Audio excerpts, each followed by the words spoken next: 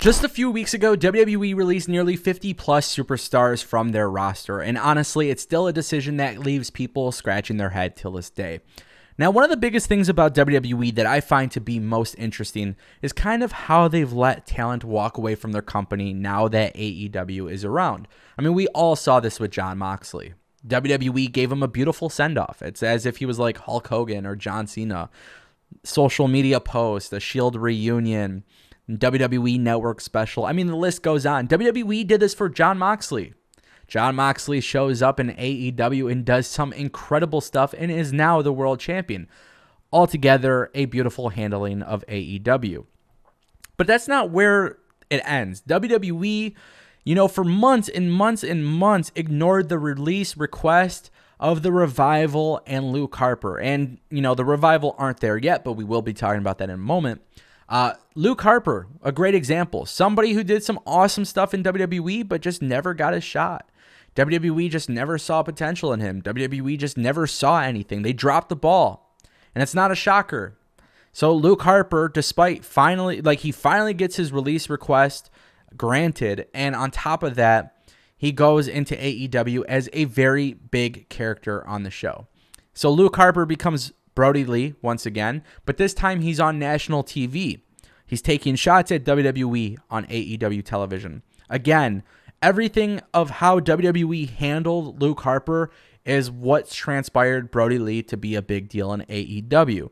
So despite WWE not giving him the Jon Moxley, Dean Ambrose treatment, them being silent did more for Luke Harper than anything. And then you look at a guy like Matt Hardy, somebody who fell to the hands of Randy Orton 2 weeks in a row. I don't know if WWE considered this whatsoever, but Matt Hardy's whole shtick was being broken. So what do? They literally break Matt Hardy before he goes to AEW. That's the thing about WWE. Whether or not they're doing this intentionally or not, it just tells me that WWE is not aware. And that is why EC3 being paired with the Revival is so incredible. Because I think everything you've seen from WWE will fuel the three coming together.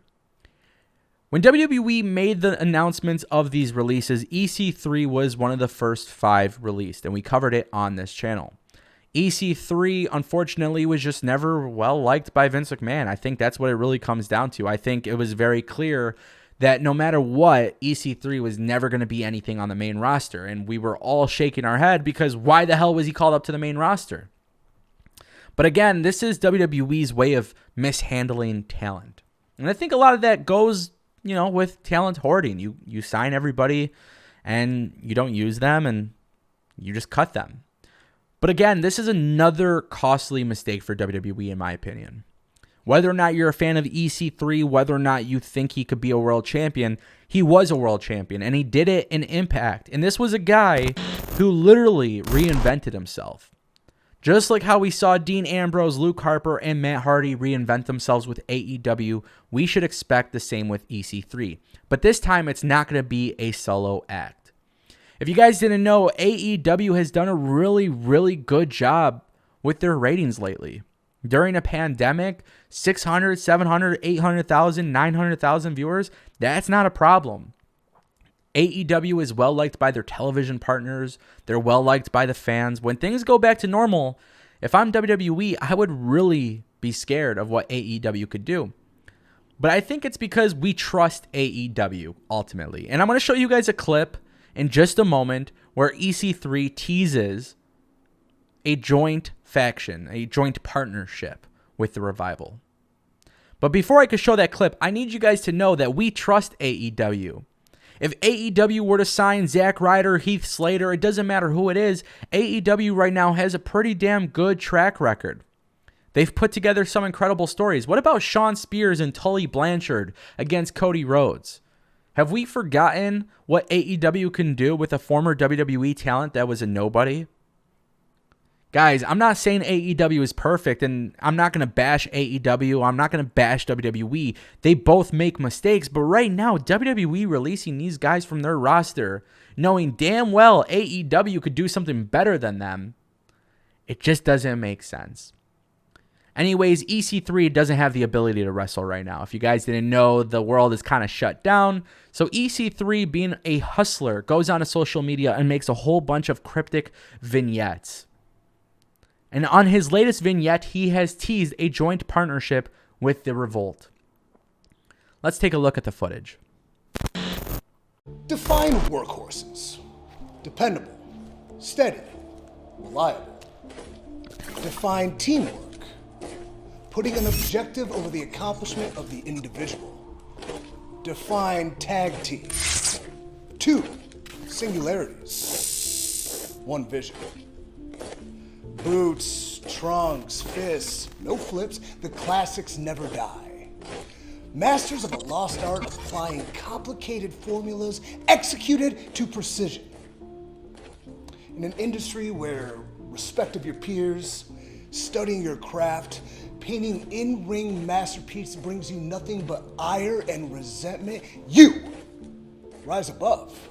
FTW, no, FTR. Fear the Revolt. Their names are Dax and Cash, and you've been warned. Now, I don't know how else to say this, guys, but this to me is the most intriguing thing that could happen in AEW for the next several months. The Revolt going to AEW makes a lot of sense. We've talked about this. They belong there. The matchups are endless. And while I do think the idea of the Revival versus Young Bucks is pretty cool, if you add EC3 into the mix, somebody that could hold it down in the ring and hold it down onto the mic, I think we're about to get something very special. And I think what's even most intriguing about this partnership is all those dream matches that you have with the Revival are now even amplified by 100 because you add EC3 in the mix. The Young Bucks versus the Revival. What about if you throw Cody or Kenny in the mix with EC3 in the mix? Or better yet, everybody wants the MJF EC3 feud. What if you have MJF, Shawn Spears, Wardlow versus EC3 and the Revolt? It's a very, very interesting dynamic, but these 3 guys can be very complementary to each other. Thus, once again proving that WWE continues to drop the ball because they just don't know what they're doing. And that's okay. You have over 2, 3, 4, 5, 6, I don't know, you probably have like 1,000 guys signed to your company, right? You're not going to be perfect every time. Not everybody could get a push. We understand that. But you're telling me that you couldn't envision EC3 with a group of guys who are disgruntled and angry with the company for not pushing them? This guy is incredible on the mic. You can't run that into a storyline. Kayfabe has been dead for a while. It's been a long time since people believed in wrestling's real. You're telling me you couldn't put EC3 in a faction with disgruntled WWE superstars who were upset because of mishandling? You knew damn well that these guys were probably going to go to AEW anyways. Couldn't do anything with them? Again, guys, my point is this. WWE has shown time and time again that sometimes they just don't know what they're doing with certain talent, and that's why they hoard them. And that's why they cut over 50 plus. But the idea of the Revival coming together with EC3 is incredible, and I'm honestly genuinely excited about the potential there. The Revolt could be a really big deal in AEW. It could be such a big deal. And I like the idea of them being like a tweener, not necessarily heels, not necessarily baby faces. I just like the idea of it. I don't know what else to tell you guys, man. This is a very, very exciting time to be a wrestling fan, despite the fact that there's no crowds in attendance. WWE has something very special going with Karrion Kross. NXT has been very, very good, and so is AEW. So despite me being a little bit harder on WWE, just understand, as a fan, we just expect them to do better. That's it. I want to know what you guys think in the comments section down below. And as you guys know, if you guys click that subscribe button and ring the bell, you could get notified on all of the latest content on this channel. And in fact, I'm going to be uploading daily again for a very long time. We may even add some sports or MMA news. UFC 249 is coming up. A lot of cool things happening in the world of sports and wrestling despite the world being shut down. So again, hopefully you guys are all being safe and healthy during this time. My name is Ango, and I will see you guys next time. Thank you guys for watching. All right, I don't know where it's going to be on the screen, but I'm going to have my most recent video somewhere on this screen.